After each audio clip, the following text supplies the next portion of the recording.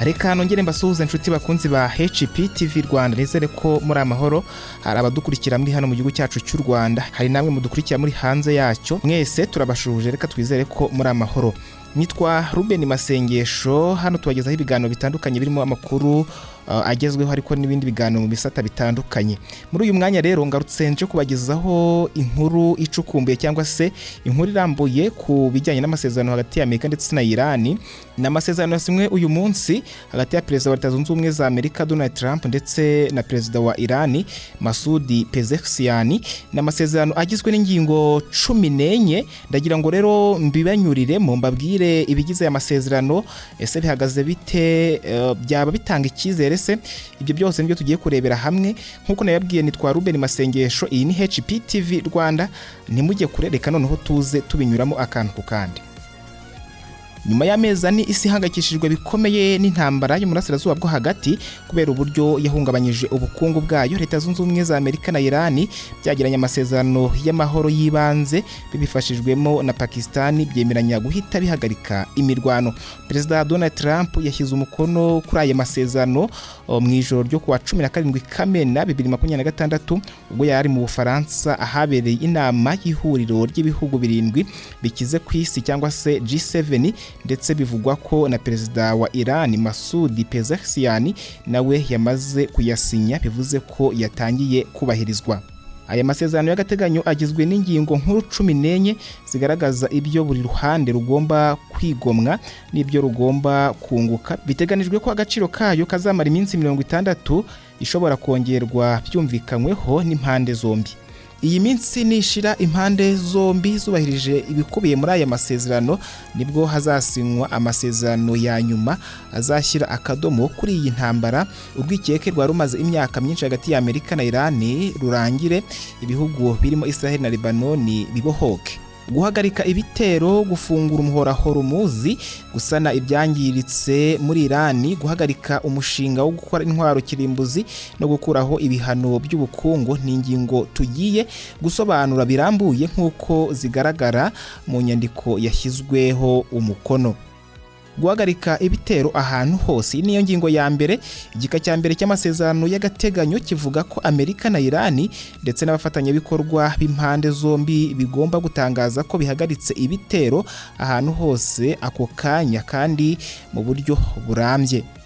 Ibi bivuze ko nta ngabo zemerewe kongera kurasa i Tehran no mu yindi mijyi irimo Esfahan ibamo ibikorwa remezo bitunganirizwamo ingufu za nikeleyeri, ariko ko na Iran itemerewe kongera kurasa ku birindiro by'ingabo za Amerika biri mu bihugu byo mu burasirazuba bwo hagati nka Kuwait ndetse na Bahrain.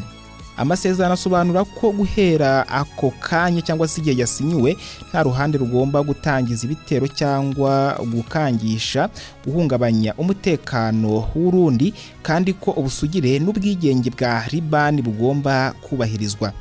Nubwo Israel itasinye, bigaragara ko aya masezerano ayireba kuko niyo imaze igihe igaba ibitero muri Liban ihanganye n'umutwe witwaje intwaro wa Hezbollah ukorerayo. Isobanura ko ufashwa na leta ya Iran. Kwa 17 Kamena umuvugizi wa Minisiteri y'Ububanyi n'Amahanga wa Iran yatangaje ko Israel niyongera kurasa muri Liban bizafatwa nko kurenga ku masezerano y'agateganyo igihugu cyabo cyagiranye na Amerika, kandi ko hazafatwa ingamba zikwiriye. Israel ntacyo iravuga kuri iyi ngingo, ariko na mbere y'uko amasezerano asinywa Perezida Trump yari yagaragaje impungenge z'uko Israel ishobora kuzasubiza inyuma intambwe yatewe mu gihe yaba ihanganye na Hezbollah. Indi ngingo nkuru iri muri aya masezerano ni ukuvuga yuko ngo nta kwinjira mu bibazo by'igihugu. Amerika na Iran byumvikanye ko bigomba kubahirana ubusugire n'ubwigenge, kandi ko nta gihugu cyemerewe kwinjira mu buzima bwite bw'ikindi. Iyi ngingo ihagarika umugambi Amerika ifite wo kuva muri Gashyantare 2026 wo gufasha abarwanya ubutegetsi bwa Iran kugira ngo babukureho. Perezida Trump yagize iki gitekerezo ubwo mu mijyi itandukanye ya Irani hadukaga imyigaragambyo y'abarwanya ubutegetsi bwa Ayatollah Ali Khamenei wiciwe muri iyi ntambara tariki ya 28 Gashyantare 2026. Nubwo Khamenei yishwe, Amerika na Israel byagaragaje ko ubutegetsi bwose bwa Irani bugomba kuvaho hakajyaho ubushingiye ku mahitamo y'abaharanira impinduka bongera ukubaka igihugu bundi bushya. Ibyo byatumye Irani itangira gutegura uko yakwica Trump cyangwa Minisitiri w'Intebe wa Israel Benjamin Netanyahu iramutse ibonye amahirwe yo kubikora, nubwo abasesenguzi bagaragaje ko bitagerwaho bigoye. Indi ngingo inkuru iri muri aya masezerano n'abantu bari bategereje no gufungura umuhora wa Hormuz.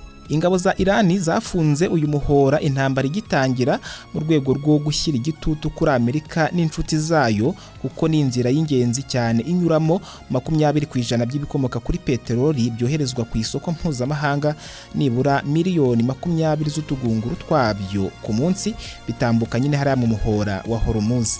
Izi ngabo zatanze umuburo ko ubwato butwara ibikomoka kuri peteroli uzanyura muri uyu muhora mu gihe intambara ikomeje buzaraswa, hakomorewe gusa ubw'ibihugu by'inshuti birimo Ubushinwa, Uburusiya, Ubuhinde ndetse na Pakistan. Iki cyemezo cyahungabanyije bikomeye ubukungu bw'isi kuko ibiciro by'ibikomoka kuri peteroli byaratumbagiye ku rwego mpuzamahanga. Igiciro cy'akagunguru cyari munsi y'amadolari 80 kigera ku madolari 120. Amasezerano y'agateganyo asaba Irani gukora ibishoboka byose kugira ngo ubwato bw'ubucuruzi bunyure muri uyu muhora kandi ntibusoreshwe. Aya masezerano y'agateganyo asaba Irani gukora ibishoboka byose kugira ngo ubwato bw'ubucuruzi bunyure muri uyu muhora nta nkomyi kandi ntibusoreshwe. Ibyo bireba ubwikorera ibikomoka kuri peteroli cyangwa se ibindi bicuruzwa. Kubera ko ingabo za Irani zarunze ubwato bw'intambara muri uyu muhora zikanategamo ibisasu, zasabwe gukuraho izo mbogamizi kugira ngo ingendo z'ubwato zigende neza. Iyi ngingo igaragaza ko mu gihe kirekire Irani izakorana n'ibihugu byo mu kigobe cy'Ubuperise birimo Oman bigirana amasezerano yagutse ku kugenzura umuhora Hormuz nk'igice cy'ingenzi bihuriyeho. Indi ngingo ikomeye irimo no gufungura ibyambu bya Irani. Mu rwego rwo kwihimura ku ifungwa ry'umuhora Hormuz, ingabo za Amerika nazo zohereje ubwato bw'intambara hafi y'ibyambu bya Irani biri mu kigobe cy'Ubuperise kugira ngo hatazagira ubwato bw'ubwikorezi buhatambuka. Amasezerano y'agateganyo asaba Amerika gukuraho izo mbogamizi zose mu minsi 30, ariko ibyo bikajyana n'uburyo Irani izaba yafunguye umuhora wa Hormuz. Bivuze ko Amerika isabwa gusubiza ubwato bw'intambara n'ingabo zayo aho byahoze mbere y'uko intambara itangira tariki ya 28 Gashyantare 2026. Icyakora mu gihe Irani itarafungura umuhora Hormuz uko byemeranyijweho, bizafatwa nko kurenga ku masezerano y'agateganyo ingabo za Amerika nazo zikomeze gufunga ibyambu bya Irani. Indi ngingo yaganiwe nuko Irani ngitemere gutunga intwaro kirimbuzi. Amerika na Israel byasobanuye kenshi ko imwe mu mpamvu nyamukuru zatumye bishora intambara kuri Irani hari uko iki gihugu cyari gikomeje gutunganya uranium ifite ubukana bukorwamo intwaro kirimbuzi. Ibihugu byaharaniye ko bitazigera byemera Irani gutunga intwaro kirimbuzi, ariko nayo igasobanura ko itigeze igira uwo mugambi, ahubwo ko itunganya uranium igamije kuyibyazamo ingufu za nucleaire zikoreshwa mu bikorwa bya gisivili birimo umuriro w'amashanyarazi. Inyandiko y'aya masezerano igaragaza ko Irani yemeye kudatumiza cyangwa kugura intwaro kirimbuzi, kandi ko yo na Amerika bizashaka uko bikemura ikibazo cy'ubwumvikane buke bushingiye kuri uranium ibitswe na Tehran. Hateganijwe ibiganiro bizahuza impande zombi birebana n'iyi uranium ku buryo ishobora kuzashyirwa ahantu hagenzurwa n'ikigo mpuzamahanga gishinzwe ingufu za atome, kikazajya gikurikirana niba idatunganywamo intwaro za nucleaire.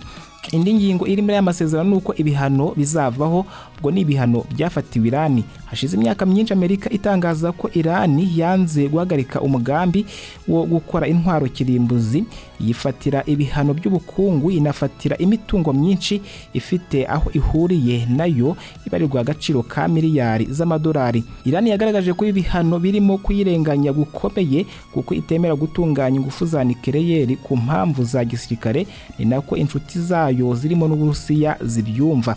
Inyandiko y'amasezerano y'agateganyo igaragaza ko Amerika yemeye guhagarika ibihano by'ubukungu byose yafatiye Irani, birimo n'ibishingiye ku myanzuro y'akanama k'umuryango w'abibumbye gashinzwe umutekano. Gusa iyi ngingo irimo icyuho gikomeye kuko itagaragaza igihe Amerika izakuriraho ibi bihano yafatiye Irani. Amerika na Irani byagaragaje ko igihe iyi ngingo izatangira kubahirizwa kizaganirwaho, ariko ko nabwo igihe biganiro kuri iyi ngingo bizabera cyangwa se bizatangira kitatangajwe.